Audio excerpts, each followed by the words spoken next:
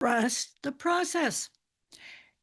Nature abhors a vacuum.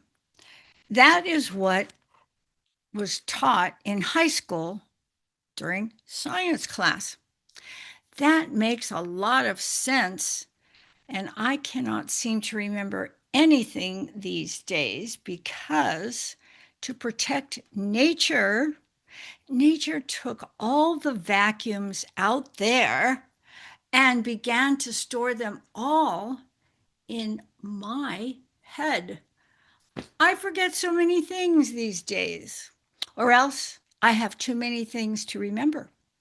There are too many different things from different directions to pay attention to. And then my mother would always say, trust the process. Everything happens for a reason. When you are right in the middle of a dilemma, it is so difficult to see what the predictable reality should be. Here is an example. Yesterday, I was running off to conduct some errands in town. There was touch and go rain predicted for the day.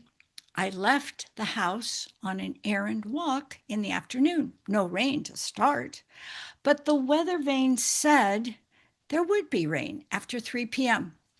I had an appointment at the library for some tech training, and I needed to stop at the post office and the grocery store actually first.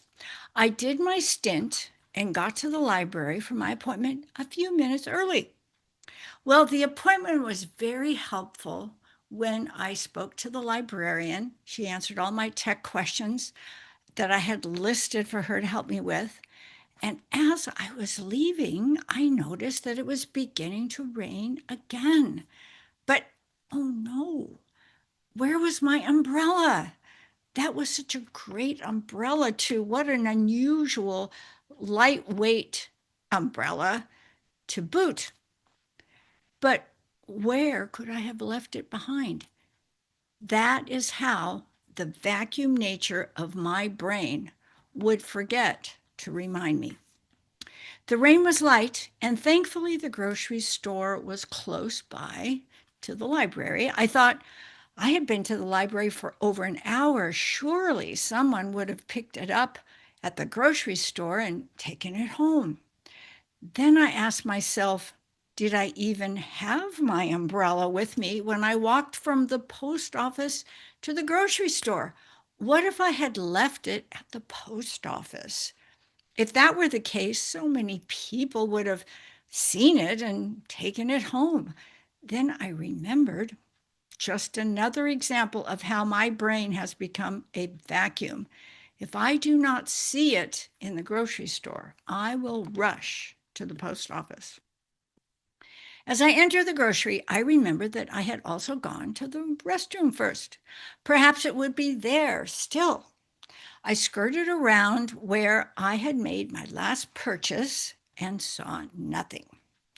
Then I saw a stock clerk and asked him if someone had turned in a blue umbrella.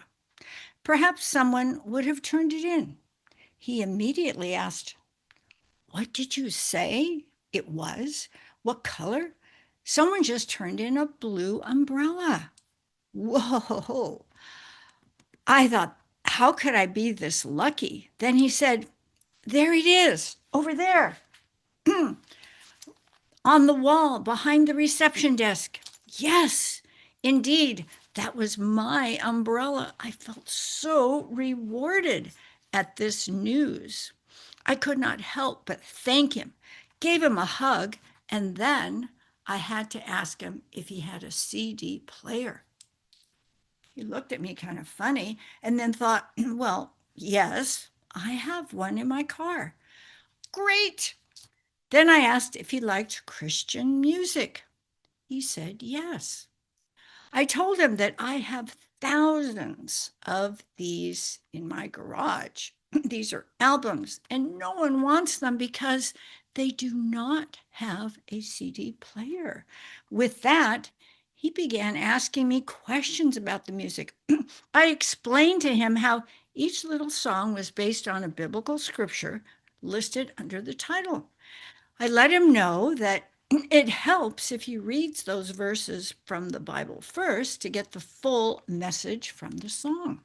It was quite a discussion, and finally I left the store. On my way home, walking in the rain with my cherished umbrella, I could not help thinking how nature abhors a vacuum.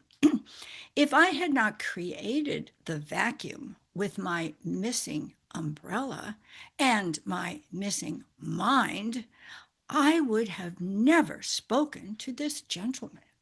I would have never had a chance to share my music with him or help to get rid of those thousands of CDs that I have in my garage.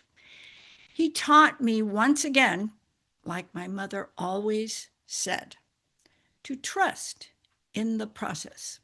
Everything happens for a reason.